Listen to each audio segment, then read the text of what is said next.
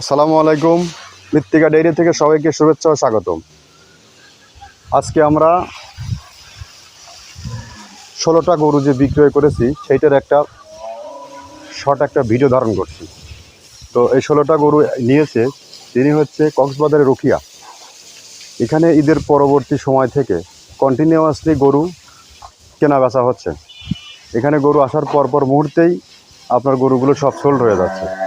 তো যারা এখন গরু খরিদ করা শুরু করেছেন বা গরু যারা খরিদ করবেন ভাবছেন, ভালো গরুগুলো আগের থেকেই স্লোলি করে কালেকশন করতে হবে।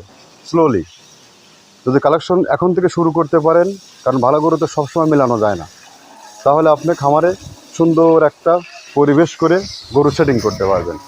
আর যারা শর্ট টাইমের জন্য লালন পালন করবেন তাদের সময় এখন অনেক পরে, শীতের সময় বা শীতের পরে গিয়ে ছোটো গরুগুলো লালন পালন করতে হবে, কারণ ছোটো গরু এখন লালন পালন করতে গেলে হবে না। আর এখানে যে আমরা 16টা গরু বিক্রি করেছি তার মধ্যে আছে 5টা আছে শাহিয়াল, আর বাদ বাকি যে গরুগুলো আছে সব অস্ট্রাল ফ্রিজিয়ান।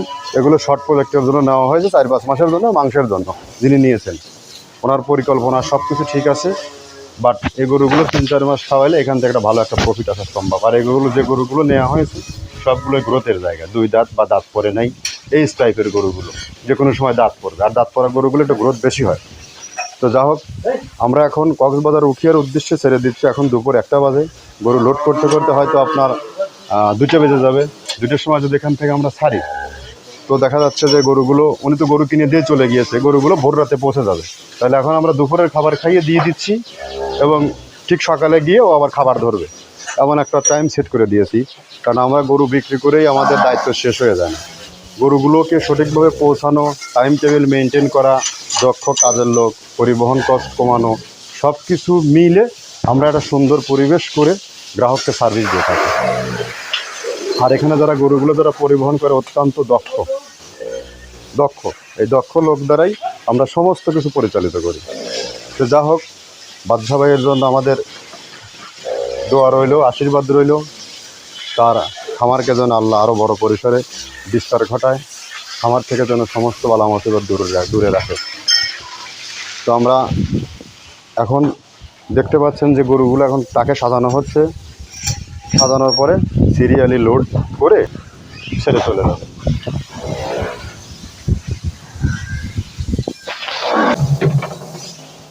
একজন কাস্টমার যখন দেশের অনেক দূর থেকে যখন আসে, তাকে যদি আপনি গরু বিক্রি করার পরে সমস্ত দায়ভার ছেড়ে দেন, হবে না। এটা গরু বিক্রি করার পরে দায়িত্ব আমাদের শেষ হয়ে থাকে না। আপনি যখন একজনের কাছে গরু বিক্রি করবেন, কিছু নিয়ম আছে, ক্রেতাকেও বলি বিক্রেতাদেরকেও বলি, যেহেতু আমরা কন্টিনিউয়াসলি এর উপর নির্ভরশীল।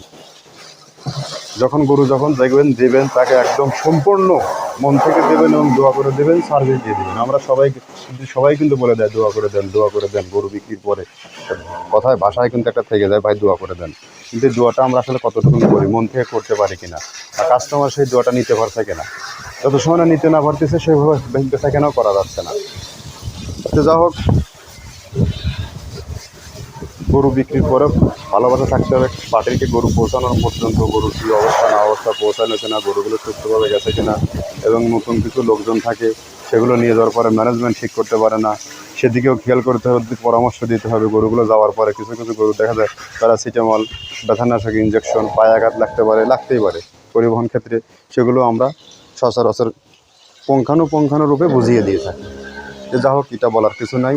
মৃত্তিকা ডেইরি ফার্ম থেকে দীর্ঘ একটা সময় আমরা এই পথটা পাড়ি দিয়ে যাচ্ছি বিজনেসের সহিত, আদর্শ সম্মানের সাথে, এবং সবার সাথেই মোটামুটি একটা সৌহার্দ্যপূর্ণ সুসম্পর্ক নিয়ে ব্যবসা করে যাচ্ছি।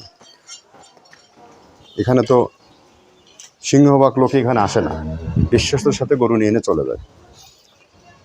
কথা দীর্ঘায়িত করব না। নেক্সট আবার নতুন গরু নিয়ে আসলে বিক্রির উদ্দেশ্যে আবার প্রোগ্রাম দেওয়া হবে, গরুগুলো দেখানো হবে।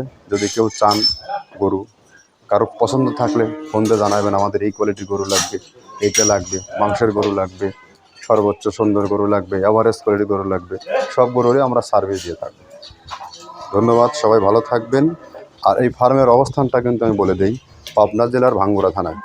আর আমাদের যে ফিড মিল আছে এর সাথে দুটোই চলছে আর কি।